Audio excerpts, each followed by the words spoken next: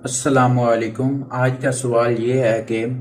جن لوگوں کے کفر کرنے کی وجہ سے اللہ تعالیٰ نے ان کے بارے میں فرمایا کہ ان کے دلوں پر ہم نے مہر لگا دی ہے، تو رسول اکرم صلی اللہ علیہ وسلم نے ان کے بارے میں کیا ارشاد فرمایا؟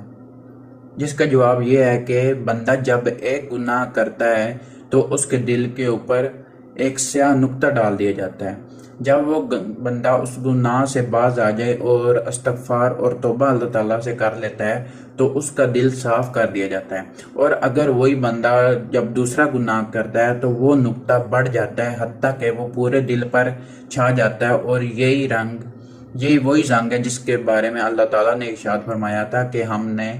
ان کے دلوں پر مہر لگا دی اور ان کے کانوں پر،